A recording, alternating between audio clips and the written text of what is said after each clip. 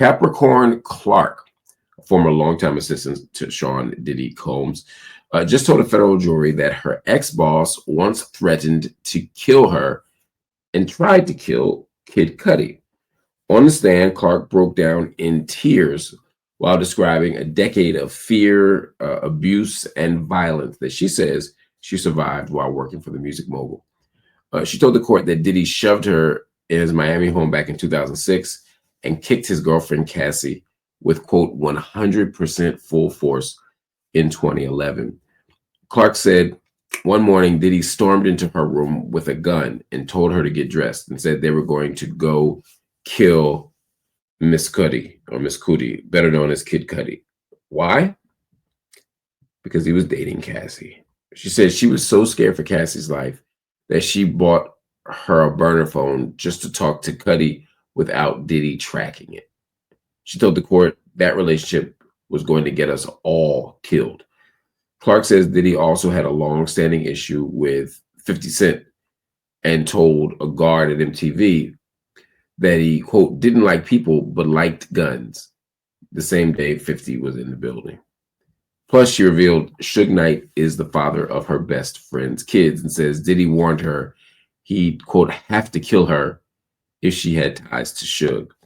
All this plays into the Fed's case that Diddy ran his empire like a criminal operation, using threats and force and fear to control everybody around him. While Diddy's lawyers say that this is all just emotional storytelling, prosecutors are pushing forward. Next up, the LAPD and the LA Fire Department have witnesses that are set to take the stand. This story is getting wilder and wilder. It's to the point that I'm not even sure they could say anything else about Diddy that would be shocking. The Diddy that we thought we knew, the public figure that we thought we understood, is no more. The stories that we've heard that have been confirmed by everybody are enough to change how we see Diddy. The Kid Cudi stuff, I can't say if it's true or not. I believe it, but I have no evidence. This is my personal belief. If I were a juror, I wouldn't just go on my personal belief, but nothing that we're hearing is shocking or appalling anymore. It's appalling, but it's not shocking. I'm saying that to say that may not fare well for Diddy. I think even if the jury says, we'll exclude that Cudi stuff because it's, it hasn't been proven, or it doesn't have the probative value we thought it did, all that's fine in terms of legal terminology.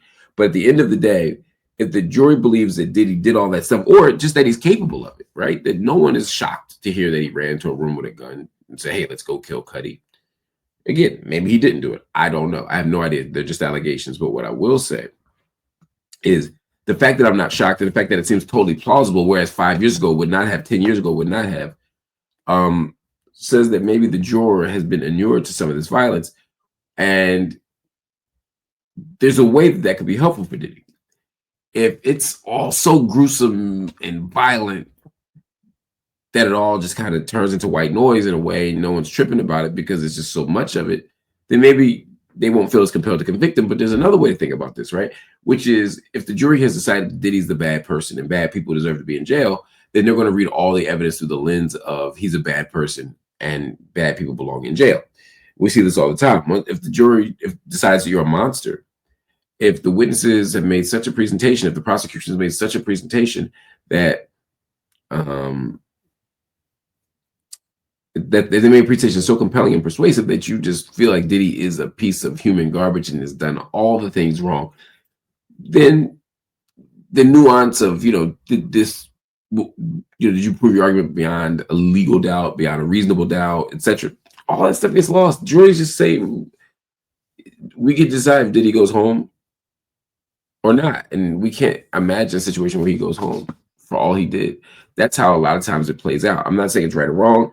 I'm simply saying that, there's always the jury nullification issue in cases where it's like, look, yeah, this guy did it. Like the Samuel Jackson thing, and it was a time to kill. Like, and a point the jury's like, look, yeah, he did it, but there's a bigger ethical play here that we have to honor. These are the types of things that we have to think about. As far as the details themselves, you know, hearing that Diddy wanted to kill Cudi for dating his ex is wild to me. Not shocking given everything we know, but still wild. Hearing the 50 Cent stuff is super interesting given the fact that 50 continues to antagonize Diddy, continues to tease Diddy, continues to fuck with Diddy. I don't actually understand their beef. I remember thinking they had beef, and then it seemed like it was fake rap beef. They did the I Get Money remix with Hove, and they were all in the studio at the same time. It's like, okay, they're fine, right? This is rap shit. But the level of intensity that 50 uses to go after Diddy and the troll Diddy says that he clearly doesn't like him. And it sounds like from his testimony that Diddy don't like 50. People don't have to like each other, but when it comes to threats of violence and things like that, that's where I get concerned. And it seems like Diddy had a lot of issues with a lot of people, and I just don't get the why of it. But maybe it's a story that we just need to know later. And of course, the Suge Knight thing, no surprise there. The only thing, as I said before, is there was a moment where it seemed like Suge was the bad guy and Diddy was the good guy. And it turns out they're both the opposite sides of the same coin. They're the same person. Different ways they move, different goals socially, you know, etc., different styles. But at the end of the day, in terms of just being willing to run an organization built on, as they said, threats, force, and fear, they both want that type time. These LAPD and LA Fire Department witnesses that are going to take a stand, I have no idea what they're going to say. I imagine these are based on reports of violence to the house. I'm imagining, but I have no idea what they're going to say. But I cannot wait to hear it because I think it's going to help tie the story together for us.